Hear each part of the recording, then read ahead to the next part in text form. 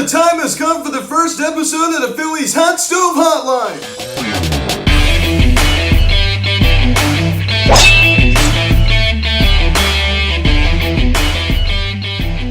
Yo, what is going on, everybody? Welcome to the Phillies Hot Stove Videocast. And we're going to have our first episode of the Phillies Hot Stove Hotline, as we're going to be allowing people to call in to the show and state their opinions and ask questions. So you could do this by calling, leave a voicemail to 267-225-3092, or you can record yourself, voice memo and send the audio file to phillieshotstove@gmail.com. And you could have a chance to be on the show, as I announced before.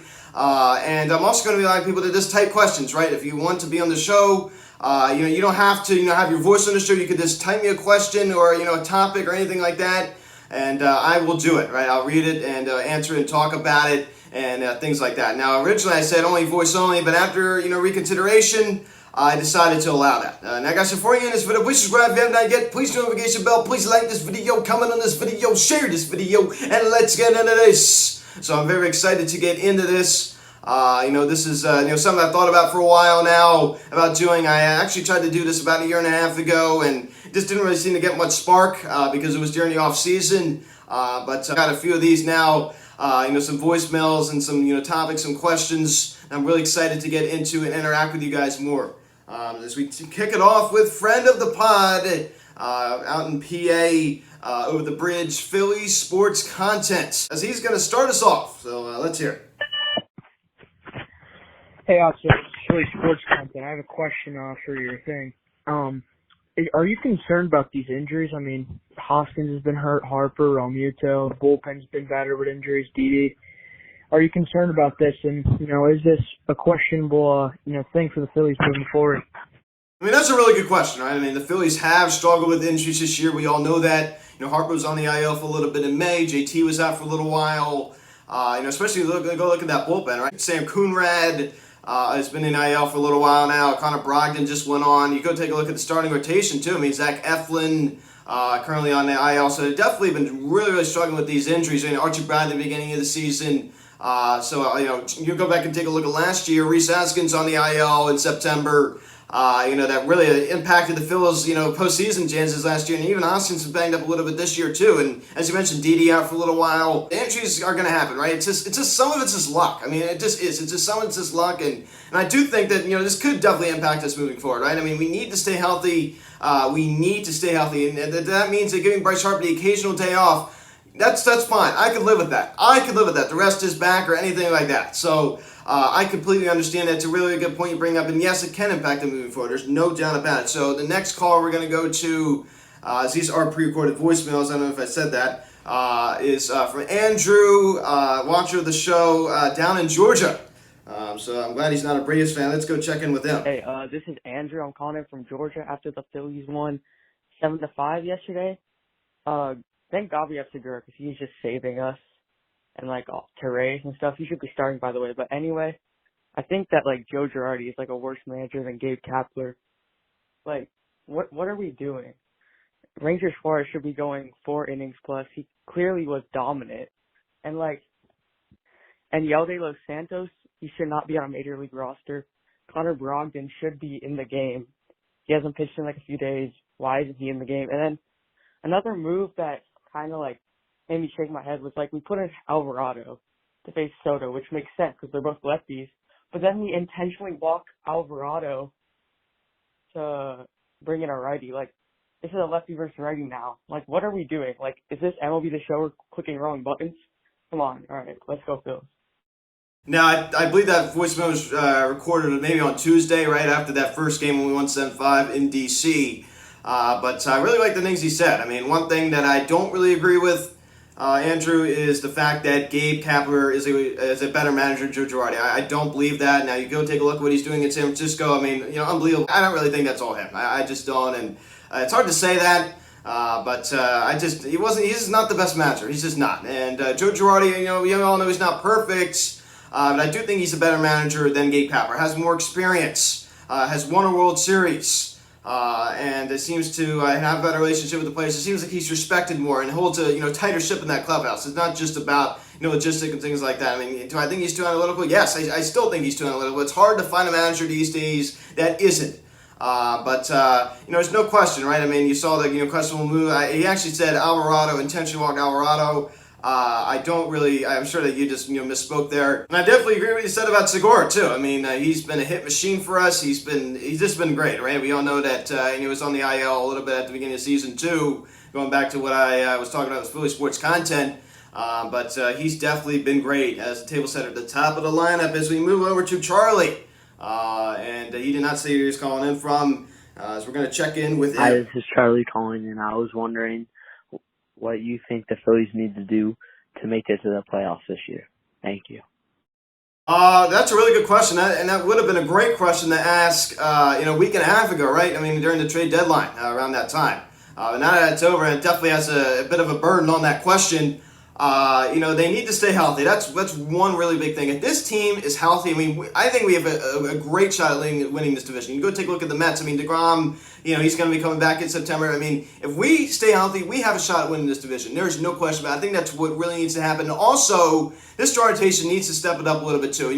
Go more length, right? We need to eat more innings out of this starting rotation. We need to go farther. And that's another thing I'm not really happy about. And it puts pressure on the bullpen.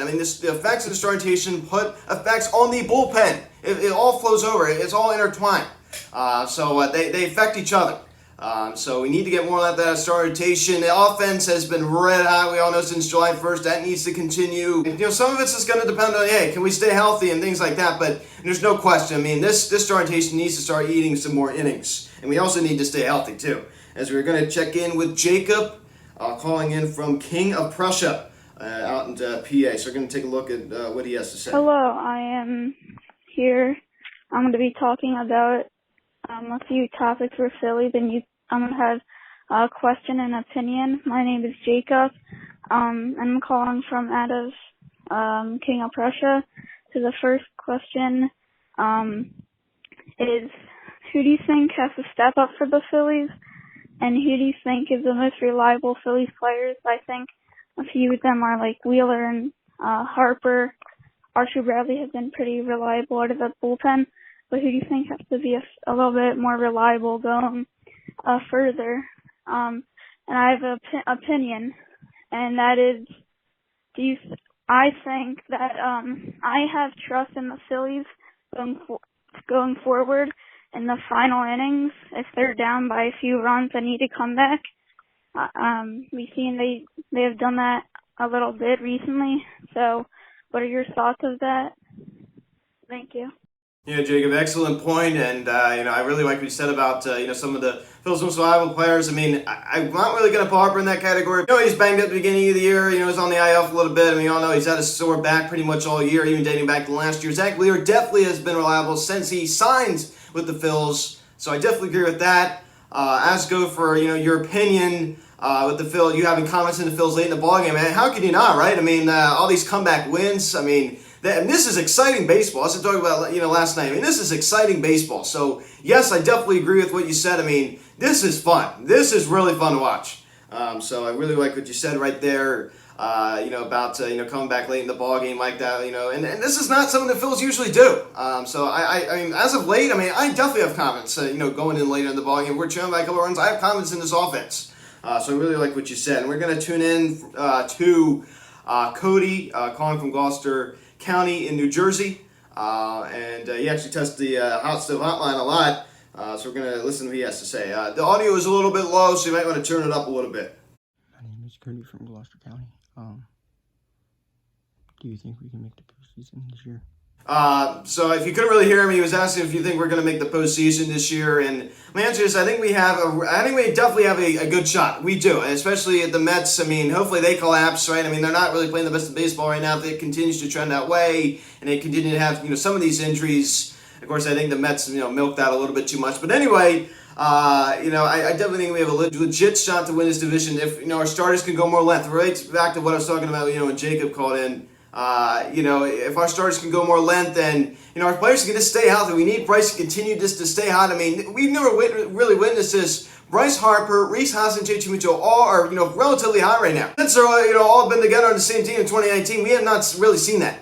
Awesome job right now. I definitely think we have a shot to make it into the postseason. I'd love to end that drought, as we're going to be checking in with Jason, calling in from Atlanta, Georgia. I don't know if this guy's a Braves fan or not, but we're going to have to see. This is Jason from Atlanta.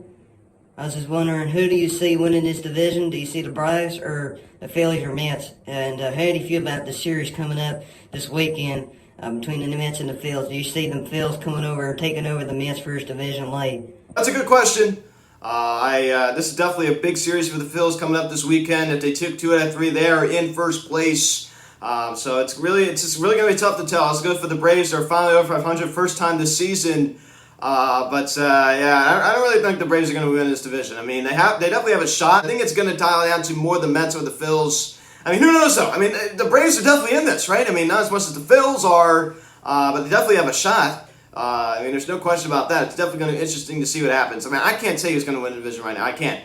It's too much time has to go by for that. As we're going to be checking in with an anonymous Instagram follower of mine who decided to not say their name and where they're from, and they asked me, do you think Bryce Harper has lost his power home run ability?